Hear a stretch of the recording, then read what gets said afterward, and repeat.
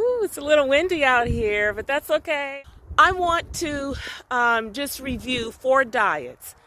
Over the last couple of years, I've reviewed a number of diets, and people are interested in certain diets, is what's good, what's bad, otherwise. So I'm going to go over what I would say some of the worst ones that I have reviewed. I'll take the top 4 that I particularly don't care for, and I want to tell you why, and I will rank them.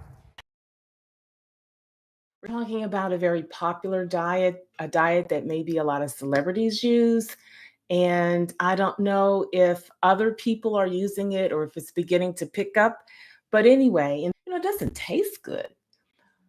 They don't have barbecue sauce, ranch dressing, cheese sauce. You can't put croutons over it to so that would be the premise. You're not going to probably want to eat a lot of it because it really doesn't taste that good. It's bland. Now, some of the cons. Well, I've already kind of alluded to one of the cons, and that would be the taste. Although the taste could be a pro because you're not going to eat as much, but it also could be a con because it would be hard to want to stay on this plan. Because let me just say this, eating is a part of our lives. We are social beings. We don't want to deprive ourselves of the joys of being with family and friends and sharing good memories and good times. That enhances us. That makes us feel good. We don't want you to eat in isolation. And if you think of another con would be socializing. So you're supposed to meet with your friends at the restaurant. You're going to bring all your baby food jars and line them up on the table. How does that go? And then the expense. The expense can range from $1.39 to $1.89 per jar. And you're talking about 14 jars in a day. That can add up, particularly if you want to go on an extended amount of time beyond the 3 days. Because that could be expensive, particularly if you're preparing food and buying food for the rest of the family and your children or your grandchildren, and then you're doing this. That adds up. You may not get enough of the adequate nutrients and vitamins because you are an adult. You are not an infant. So you might not get the nutrients and vitamins and minerals that you need.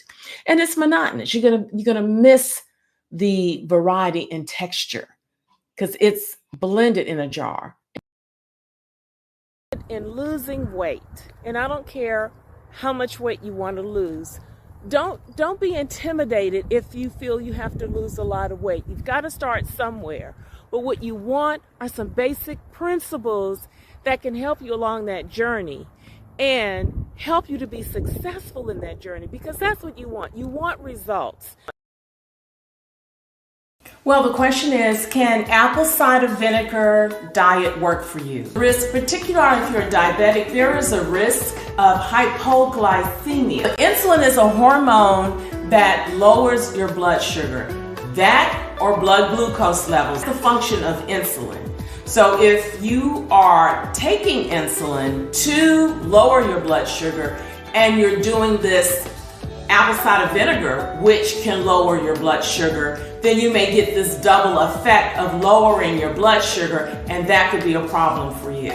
We know that it can also interfere with your potassium levels. The apple cider vinegar can act as a diuretic.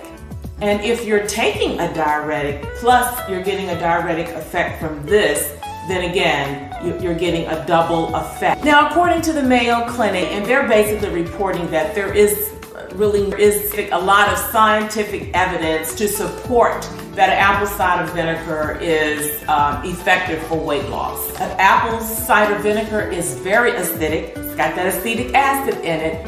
Very acidic, a strong acid. It can irritate your throat. It can also irritate your stomach, cause bloating, cause diarrhea. With the stomach, can cause stomach pain. Also can destroy some of your gut bacteria. And we need good gut bacteria so that we can have a healthy digestive system. Your teeth enamel. So, again, because it's an acid. Since you try the coffee Loophole diet. Now, if you like coffee, particularly if it's black, because that's what's recommended, don't add any sugar, cream, or whipped topping. Then the 7 to 10 seconds of waking up, or when you're hungry, you should drink a cup of black coffee. Drink a cup of black coffee within 7 seconds of your feeling that way, and then you will feel full. Now they're recommending 1 to 2 cups in a day. But with that 7-second coffee loophole, that technique that they want you to do, there is a supplement that comes along with that. And that supplement the supplement has several things in it. It has chromium in it. It has capsaicin in it and a number of things that are in it to try to rev up your metabolism. Black coffee, if you're hungry, that it could suppress your appetite and rev up your metabolism because of the caffeine. But this effect of stimulating your metabolism is just temporary.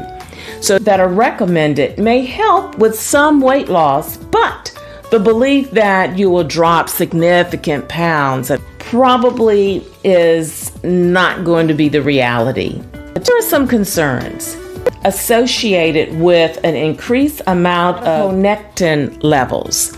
Adipose coming from the word adipose, which is fat, and this is linked to insulin sensitivity and inflammation.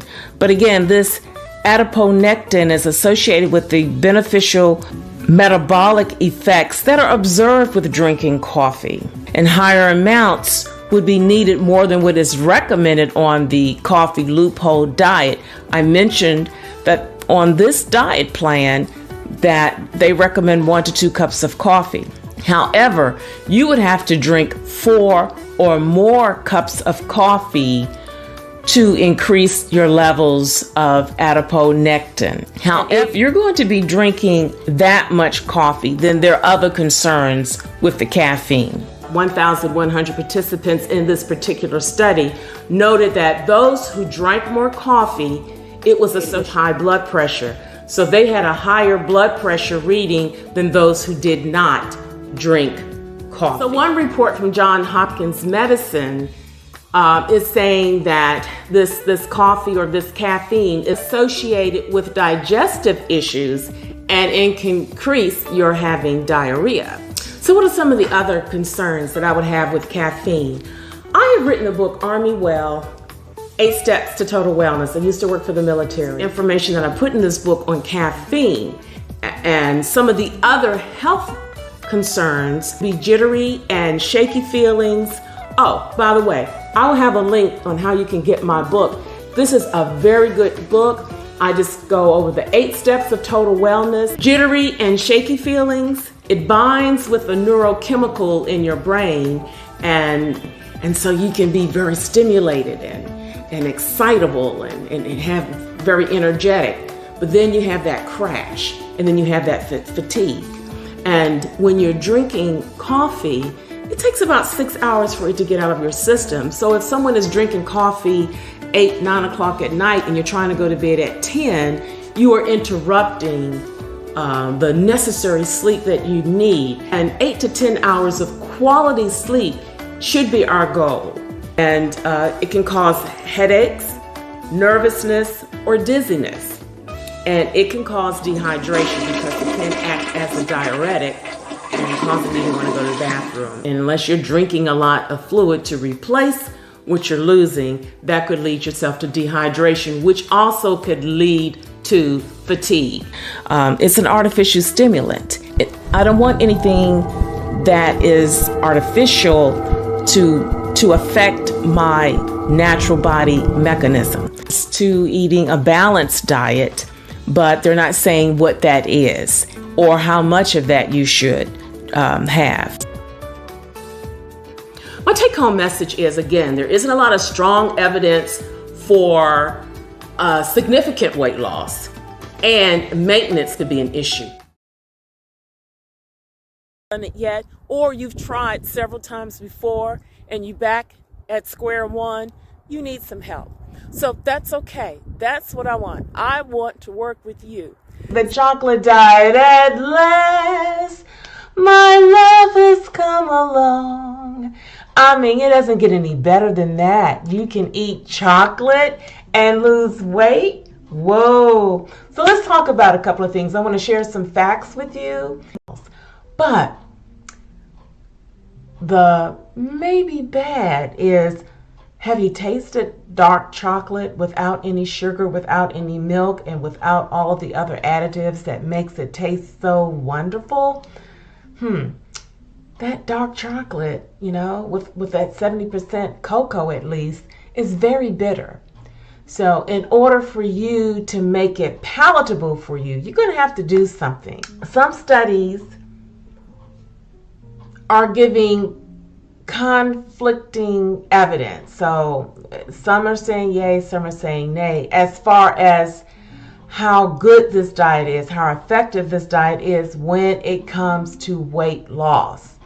So that would be a concern. In other words, you may not get the significant weight loss that you're thinking. Some studies say you may get some weight loss, but not significant amount of weight loss. So what's all the buzz about? Because at first I thought we were going to sing at last, but evidence doesn't strongly support it. So here we are. Well then, what did this buzz come about? What's going on? What are we being told? I don't want to say it. But the bottom line is, you may have been shafted. You may have been duped. You may have been bamboozled. You get my drift. You may have just been hoodwinked. And that's the bottom line.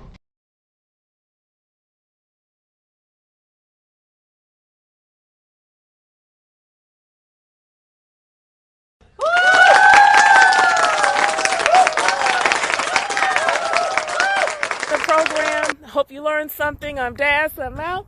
But I look forward to seeing you next time.